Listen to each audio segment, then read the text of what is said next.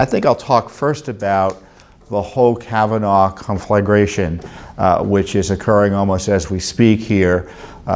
You recall the Kavanaugh confirmation hearings last week had, thanks to a leftist disruption, an air of intimidation, lawlessness, and outright violence, given the disruptions that were taking place and the violent resistance to the police trying to clear protesters who were disrupting the committee hearings.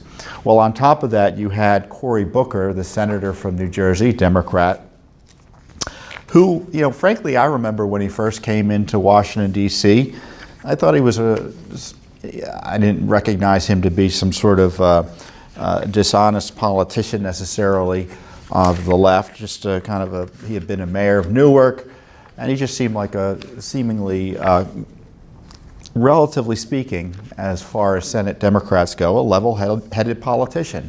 Well, he's gone off the rails recently, especially since he seems to be wanting to run for president, which is all well and good, but you don't break the rules just because you want more political power, and that's what Senator Booker wants to do.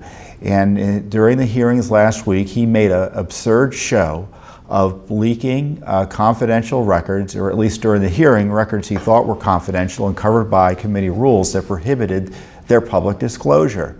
And he said, "This is the closest I've ever come, I think, to my Spartacus moment, or I am Spartacus moment," which is just laughable. I mean, politicians of left or right who compare themselves to figures of the ancient world like that, boy, that's a dangerous territory. So I'm sure there were many Democrats who rolled their eyes, and of course conservatives were obviously pointing out the absurdity of the comparison.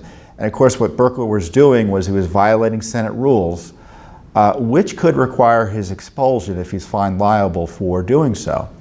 So some Republicans pointed out that the Senate Ethics Committee may take a look at what he did, but nothing's been done.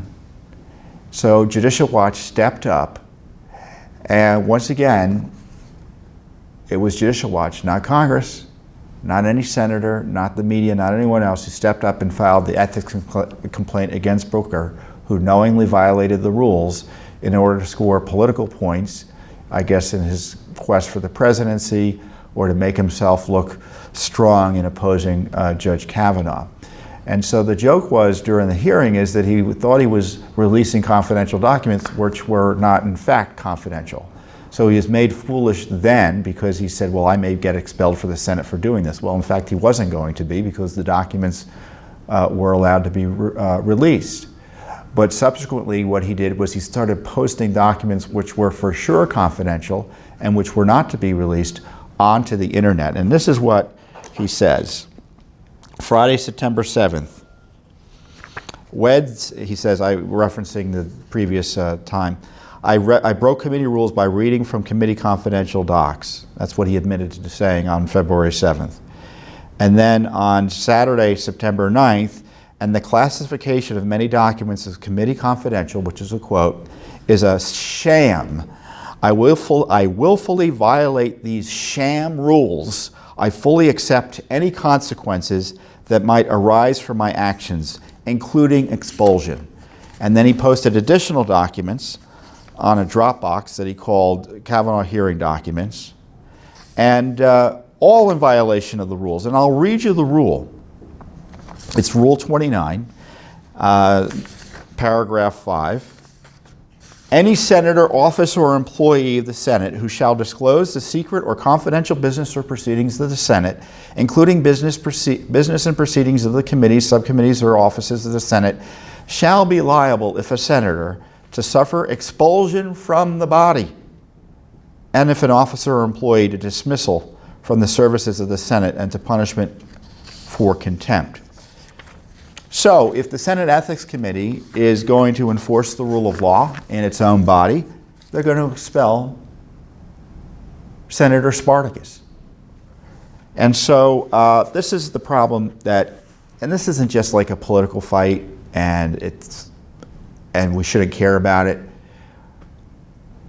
When you have a confirmation like Judge Kavanaugh, who worked in the White House for President Bush, The documents concerning his activities at the White House are governed by the Presidential Records Act. Congress doesn't have a right to all of those documents because they're the president's documents. We have a separation of powers here under our constitutional system. So, documents that are presidential in nature, as I'm trying to describe it, Congress doesn't have a right to. Now, eventually they may become public in 50 years or so, but as of now, the president has a right to keep them. Now, Congress sometimes can get access to these documents because presidents want to cooperate, generally speaking, with the Senate confirmation process. But a condition of gaining access to these documents is to let them see what's in there. If there's an issue, you can discuss whether they should be confidential or not. But the decision as to whether they're going to be confidential or not relies on the president. In this case, it would have been represented as President Bush. Senator Booker blew all of that out of the window. He blew all of that up because now presidents, if they make documents available to the Senate, can't be assured that the law is going to be followed, that the rules are going to be obeyed, that their rights as president to confidential advice and having confidential documents under our constitutional system are going to be abused. That's why the Senate had this severe rule that if you expose this confidential type of information, you could be expelled. So now the challenge for the Senate, every senator, is what are they going to do about it? Are they going to let the mob rule that took place at that committee hearing, and it wasn't just the mob rule in the back of the room where you had these disruptors who had to be removed in a dangerous situation by the police, but you have a mob rule approach by Senator Booker, who, by the way, was endorsed by other senators, including Senator Durbin in his lawlessness, in violating the rules of the Senate that allow our constitutional system to work. So I'm not naive as to what the Senate Ethics Committee might do with this, but this is a real conundrum for them because this is a guy, Senator Booker, who says, I'm willfully violating the rules here. He's pleading guilty even before the investigation begins. So what you need to do, or what I suggest that you do, is if you have concerns about this issue one way or another, you communicate directly with your senator at 202-224-3121. Again, that's 202-224-3121, and let them know in a respectful way what you think ought to be done about Senator Booker's contempt for the rule of law, contempt for the Senate, and contempt for our constitutional system.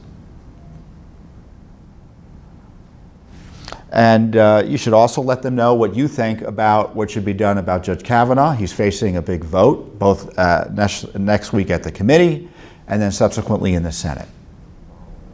And there are a lot of senators on both parties who are under pressure from the radical left, some of which is, again, quasi-violent. And if your senator is, you think, going to vote not the way you want them to vote, call them up and let them know what you wanted them to do. And also importantly, if your senator is going to support Judge Kavanaugh or vote the way, maybe, because if you don't want Judge Kavanaugh to be approved, feel free to call your senator and let them know. That's fair.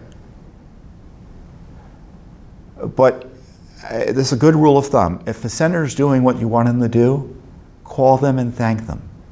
If they're on the fence, call them and thank them for keeping an open mind. And if they're not going to do what you want them to do, call them and let them know that you disagree with them as a constituent. And you'll hold them accountable as best you're able to under the law and in the community. So, as citizens, this is your chance to have your voice heard.